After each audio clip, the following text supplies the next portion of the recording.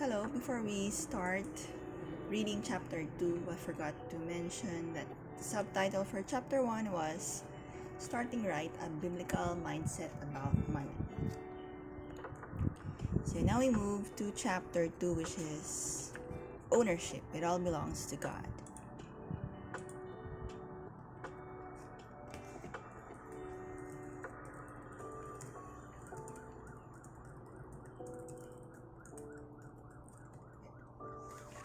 So let's read along. A distraught man frantically rode his horse up to John Wesley, shouting, "Mr. Wesley, Mr. Wesley, something terrible has happened. Your house is burned to the ground." Weighing the news for the moment, Wesley replied, "No, the Lord's house burned to the ground. That means one less responsibility for me." We might say, "Get real," but Wesley's reaction didn't stem from a denial of reality. That God is the owner of all things, and we are simply His stewards.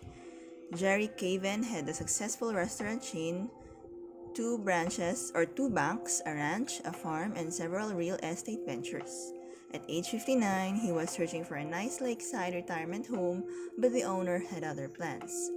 God led us to put our money and time overseas, Jerry says. It's been exciting. Before, we gave token amounts. Now we put substantial money into missions. We often go to India. What changed the Cavens' attitude toward giving? It was realizing God's ownership, Jerry explains.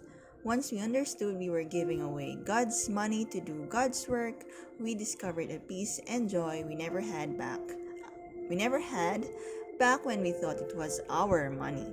John Wesley and Jerry Caven have something in common that all of us need to cultivate: a life-changing understanding of God's ownership and our stewardship.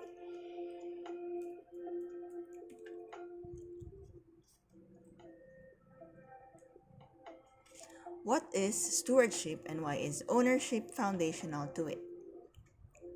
Back in 1988, while writing the first version of my book, Money, Possessions, and Eternity, I was tempted not to use the word stewardship. It seemed an old and dying word that conjured up images of large red thermometers on church platforms, measuring how far the churches were from paying off the mortgage. Still, I decided that stewardship was just too good a word, both biblically and historically, to abandon. I'm glad I didn't abandon the word because in recent years it has gained new traction. Not only Christians but also unbelievers frequently talk about stewardship of the earth and stewardship of the environment. The foundational meaning of stewardship is found not in secular culture but in its biblical roots. We'll explore in the next chapter what Jesus taught in his stewardship parables. But for now, we can simply define a steward as someone an owner entrusts with the management of his assets. There can be no understanding of stewardship until there is an accurate awareness of ownership. The steward cannot do his job well without clearly grasping who owns and who does not own what is entrusted to his care. We have a question: is God really the owner of all? From beginning to end, Scripture emphasizes God's ownership of everything. Consider carefully the cumulative weight of these verses. We have here Psalm 24:1. The earth is the Lord's and everything in it, the world and all who live in it. So to remind us of who is the owner, we have Psalm 24:1. And then we also have the next Deuteronomy 10:14. To the Lord your God belong the heavens, even the highest heavens, the earth, and everything in it.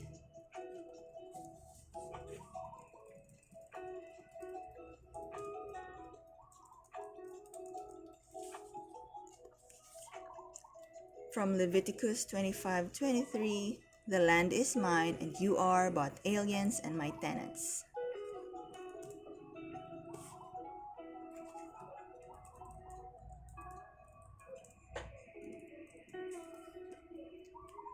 From 1 Chronicles 29:11-12, Yours, O Lord, is the greatness and the power and the glory and the majesty and the splendor, for everything in heaven and earth is yours.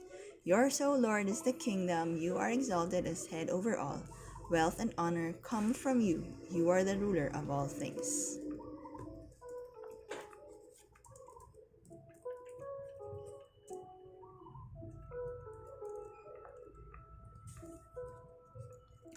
Who has a claim against me that I must pay? Everything under heaven belongs to me.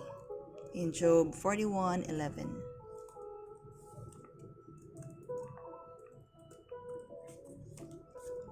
Again, these are the verses that shows that God is really the owner of all.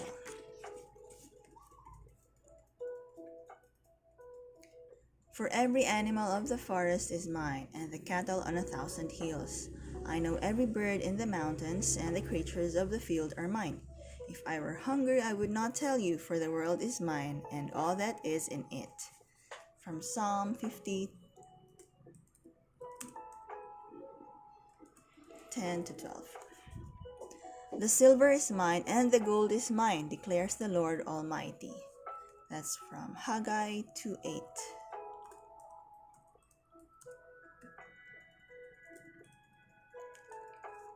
It's hard to imagine a more comprehensive declaration of absolute divine ownership of everything. Furthermore, search carefully and you won't find a single verse of scripture that suggests God has ever surrendered his ownership to us. And if we should think, well, at least I own myself, God says. You are not your own. You were bought at the price. 1 Corinthians 6:19 to 20. God doesn't own just the universe. He owns you and me. If we're his children, we are twice his, first by creation and second by redemption. Stewardship includes the divinely delegated management of our physical, mental, and spiritual lives, and the exercise of our God-given gifts and skills. Our stewardship encompasses the protection of human life, caring for the young, disabled, vulnerable, and oppressed. We are stewards of our families, workplaces, communities, churches, and nations. We are caretakers of animals and the earth's environment. God has entrusted all this to us, but worthy as those causes are, managing God's money, this book is not about stewardship in general, but about financial stewardship in particular. That itself gives us plenty to talk about. Not only does God own everything, but he grants us our own or our money-making skills and determines how much of his wealth he will entrust to us. We have here next set of verses. In Deuteronomy 8:18, remember the Lord your God, for it is he who gives you the ability to produce wealth.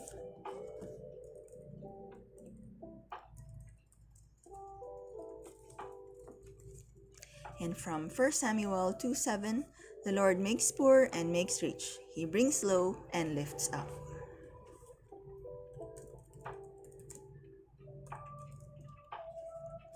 In the financial world, a good investment manager doesn't do with his clients' holdings what he feels like. Or let me repeat that, in the financial world, a good investment manager doesn't do with his clients' holdings what he feels like. Why? Because he knows those assets don't belong to him. They belong to his client. Good stewards always act in the owner's best interests, consulting and listening carefully to the owner in order to understand and implement his investment priorities. Read, reread, and memorize the God is the owner passages cited at the beginning of this section. Is one. Read and reread these passages to see that God is the owner. Stewardship, properly serving as God's asset manager, requires constantly living in light of God's ownership. John Wesley, who affirmed it was God's house that had burned down, posed 4 questions to help us decide how to spend money. Notice how the last 3 flow directly out of the first one. Those four questions are the following. In spending this money, am I acting as if I owned it, or am I acting as the Lord's trustee? Second question, what scripture passage requires me to spend this money in this way? Third question, can I offer up this purchase as a sacrifice to the Lord? Fourth question, will God reward me for this expenditure at the resurrection of the just? If you really believe God is the owner of all that has been entrusted to us, shouldn't we be regularly asking Him, what do you want me to do with your money and possessions? This is what we have to regularly ask God. What do you want me to do with your money and possessions?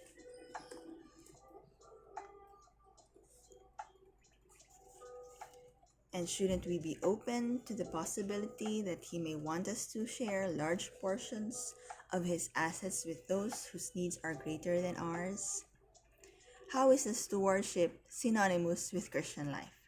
God expects us to use all the resources He gives us to best carry out our responsibilities in furthering His kingdom. This includes caring for our families, our homes and businesses, our planet, and whatever else He entrusts to us. A steward's primary goal is to be found faithful by his master. He proves himself faithful by wisely using the master's resources to accomplish the tasks delegated to him. Find that in 1 Corinthians 4:2.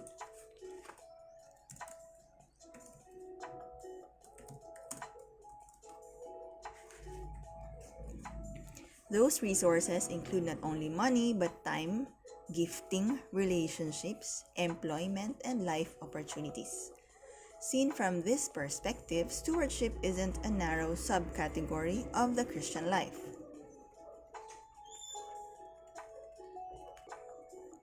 God's ownership of not only our money and possessions, but our time and abilities and everything else should be central in our thinking. So maybe let's put that here. God's ownership of not only our money and possessions, but our time and abilities and everything else should be central in our thinking. It's not ours. When teaching from 1 Corinthians 6, you are not your own, you were bought at a price. It's 1 Corinthians 6. I occasionally ask someone in the front row to lend me her pencil. When she hands it to me, I break it in half, throw it on the floor, and crush it under my foot. The reaction of the students is shock and disbelief. What right do I have to break someone else's pencil? When I explain that it's really my pencil, which I planted before the session, everything changes. If it belongs to me, I have the right to do with it what I want. Many of our problems begin when we forget that God is the boss of the universe. But in fact, He is more than the boss. He is the owner. I might resent a powerful person for taking control, but everything changes if I realize He owns everything, and therefore He has the right to do what He chooses. As long as I hold tightly to something, I believe I own it. But when I give it away, I relinquish control, power, and prestige. When I realize that God has a claim not merely on the few dollars I might choose to throw in an offering plate, not simply on 10% or even 50%, but on 100% of my money, it's revolutionary. If I'm God's money manager, I'm not God. Money isn't God. God is God. So God, money, and I are each put in our rightful place. Not only does God own everything, God controls everything. The implications are enormous. I can resign my self appointed role as God. I don't have to try to control everything, which never worked well, come to think of it. The universe is in better hands than mine, and even what God has placed in my hands remains His, not mine. So that's good. Let's put this here.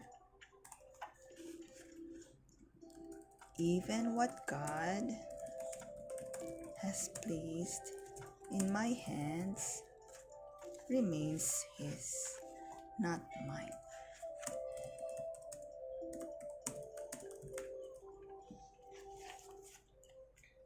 God's ownership and sovereignty offer a life-changing and freeing perspective when the house is robbed or burns to the ground. The car is totaled, the laptop computer is stolen, or the diagnosis is terminal cancer. When we come to Christ, God puts all His resources at our disposal. He also expects us to put all our resources at His disposal. This is what stewardship is all about. If we believe God is the owner of all that has been entrusted to us, we see that what we do as His employees puts His assets and His reputation on the line. It is then that we discover the question we should have been asking Him all along.